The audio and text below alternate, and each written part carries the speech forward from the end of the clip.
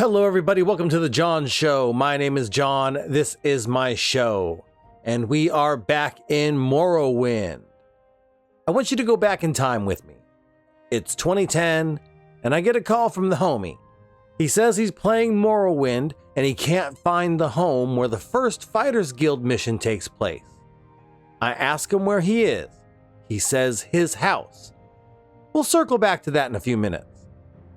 So I tell him to go out of his house, take a few steps forward, 90-degree turn right, couple steps, 90-degree turn to the right. I say, "You see that arch?" He says, "Yeah." I tell him, "Now just walk forward. You'll go down a couple flights of steps. Now you see the bridge, go over the bridge." He says, "Okay." I say, "That house at the end of the bridge right there, that's her house."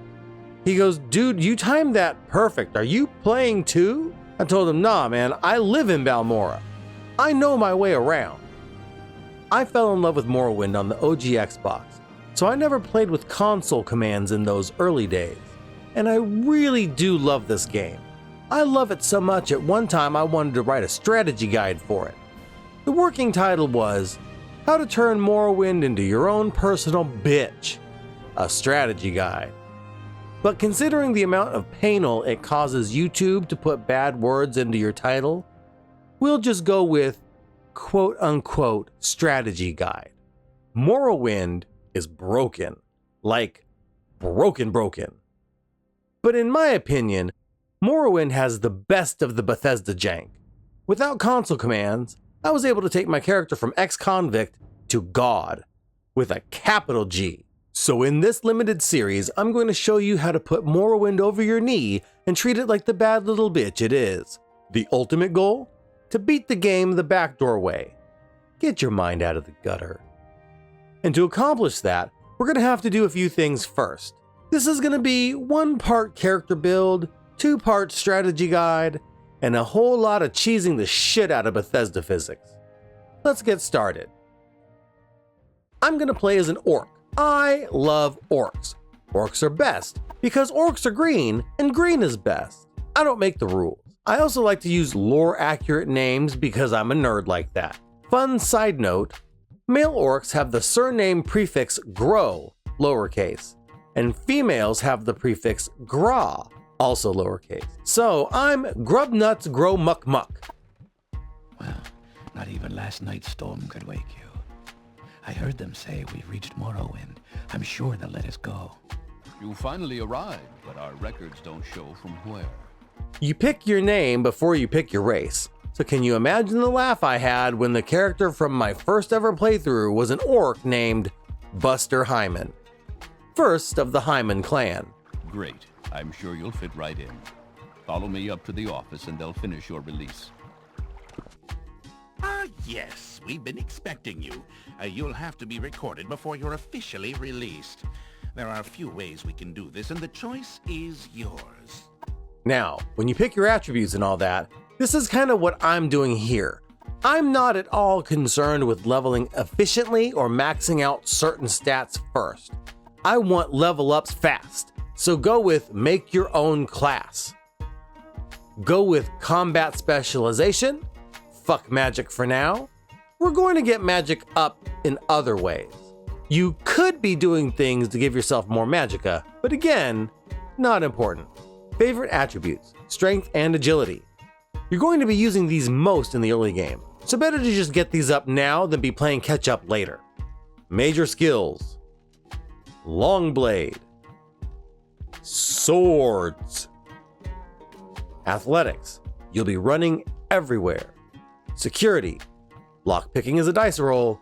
Get the dice on your side. Heavy armor. Protection in the early game. Speechcraft. For good prices. Minor skills. Acrobatics. You'll be jumping everywhere. Plus, it helps negate fall damage. Mercantile.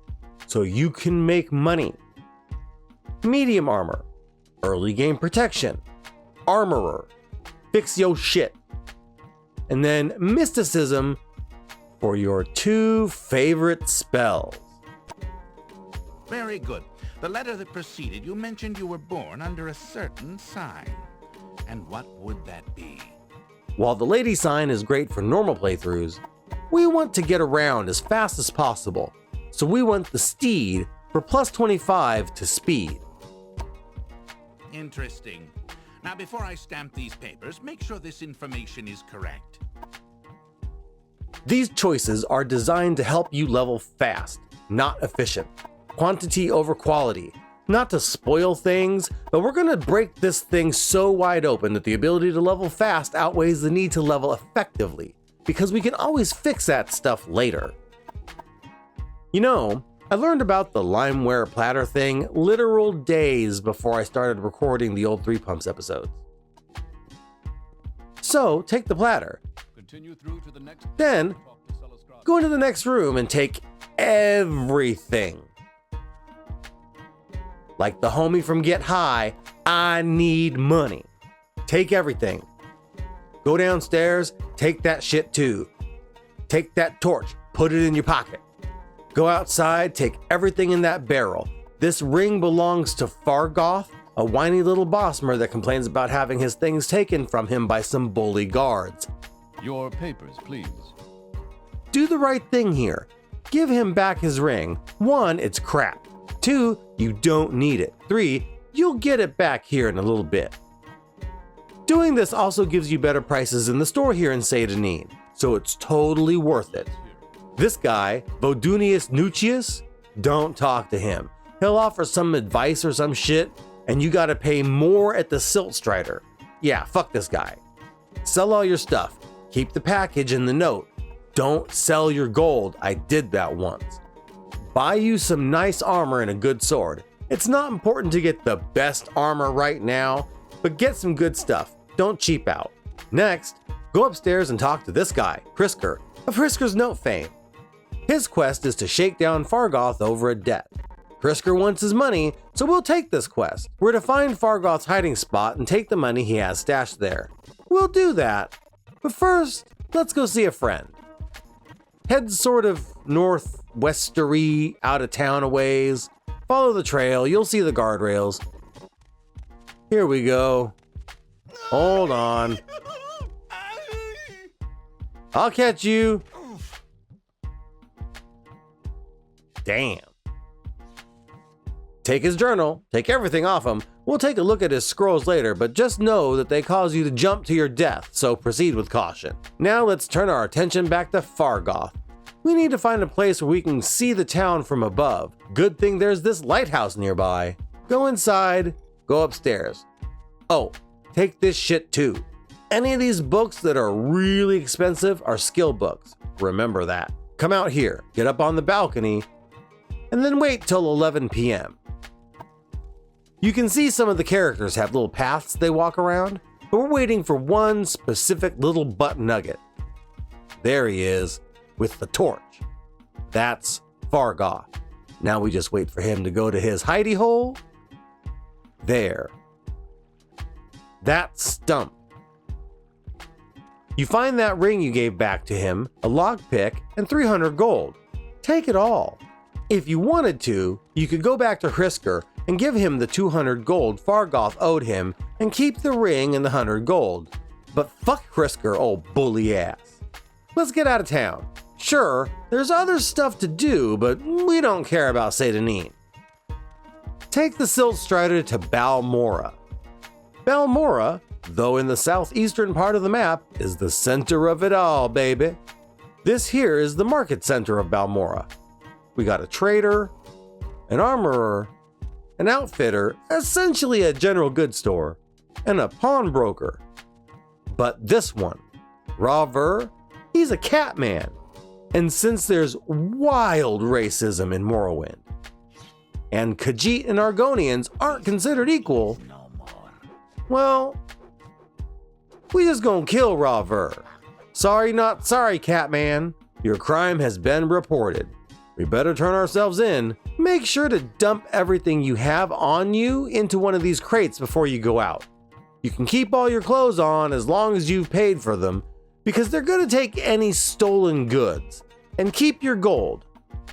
Now, go find you a guard. If you kill a man or a mer, guards will usually run up on you. Nothing to say? traveler. The fine is 40 gold, but because I turned myself in, they're going to reduce my fine by 10%. If you kill someone, the fine is usually 1,040 gold, I believe. So they're only charging me with, like, assault for the death of this Khajiit. And they gave me a discount for being a good citizen. I got a discount for killing a Khajiit. And on top of this, I now own this house. Technically, I don't own it, but I can sleep in this bed, which you can't sleep in owned beds. I think Open Morrowind changed this as a quality of life thing, and you can always sleep in a few of the beds in any faction base you're a part of. But these storage crates never reset, so you can always store your plunder here, plus all these shelves to display the good stuff. You can sell off all these baubles and most of these weapons, keep the Fiend Katana to use, and sell the rest. But not yet. Next time, we'll buy a few spells, join a faction or two for shits and giggles, and we'll play the money-making game. Once we make big bank, the real game begins. But we'll get into all of that next time. Thanks for watching, everybody. I appreciate each and every one of you. If you like what you're seeing, like what you're seeing. Remember, we're the little guy, so help us punch up. Like, comment, subscribe if you want to see more. Hit the little bell down there, do all the little bell thingies. Share this with other people who you think might like my weird videos. And as always, thanks for watching The John Show. My name is John. This was my show. I appreciate you taking the time. You take care now.